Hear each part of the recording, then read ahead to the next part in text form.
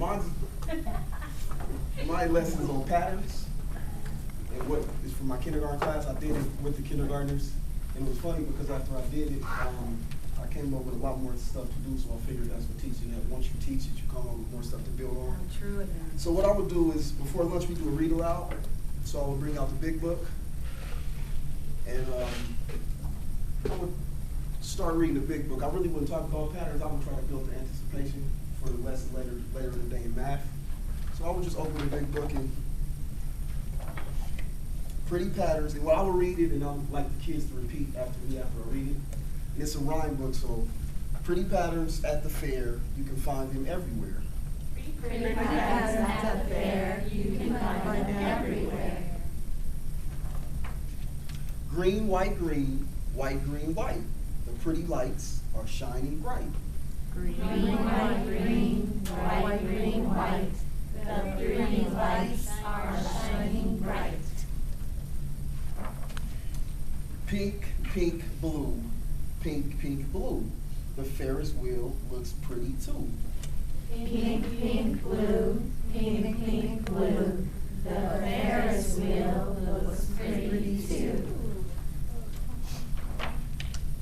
Look, a stall with toys to sell. There are patterns here as well. Look, a stall with toys to sell. There are patterns here as well. Pretty patterns at the fair, you can find them everywhere. Pretty patterns at the fair, you can find them everywhere. Okay. And then, before you walked out the door, I would basically go,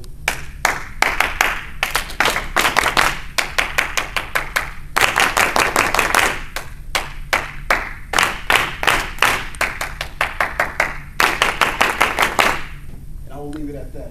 And I would hope that some kids would catch that only can we see patterns in books, that we can see patterns. We can make patterns auditorily with our hands.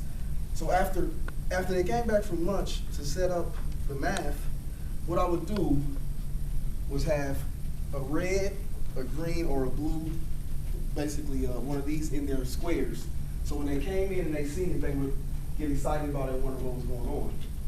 Then I would have a chant. Well, I'll read this again. I'll read another book to lead into the lesson. And I would start and I would say, first comes red. And I would say, first comes red. So the kid can see, so they can see the red. And I would want them to come up and stand. And maybe it would be a rush, but maybe not a rush. The first one to get up there would be able to stand with the red. And then I would say, next comes green. Then comes blue. Now there's 3 on a team. So we would line up the whole class, or I would say about 16 strips, and line up the class so they could all see the pattern and make the pattern, and we would keep on doing the chant. Then I would put these in centers. I made these because kids love making patterns. So each kid, I'll put them in the centers. There's 5 of them. It's usually 4 to a center. And they can take them and draw the colors on them, as many colors as they want to, as long as they realize that patterns are repeated, and they would be consistent with that. And then it would be about a 3-day activity. I would then take them to we would do a pattern walk around our classroom. So if they would see patterns, usually on the calendar we have a pattern consistently every month with the theme of the month. Then I would take them on a pattern walk around the whole school. So that's my lesson. Perfect. And a great thing that you brought up that ESL learners really need to is to get out and to go places and do things and look for the lesson outside of that classroom. And as you noticed, this lesson was fraught with repetition, not overly telling too much. I'm sure I'm guilty of that. Sometimes we tell too much. Don't let the learner do the discovery on their own. I like that way of putting it out. And you could see where he would reach certain kids, can't you, that maybe you might not reach. So we just need more men in elementary. So encourage all the men you know that might want to be teachers about this program, because I just can see little boys that could just follow his way of thinking. You know, I mean, you can just feel it. And I will you let her can write see the it. journal. I will let the boys write journals too. I will tell them. Yeah, I mean, That you so- can have a journal too, and you can write your journal every day, just like your girls. But men are so cognitive, you know, they like to lay out the pattern, lay out the idea, lay out the specifics.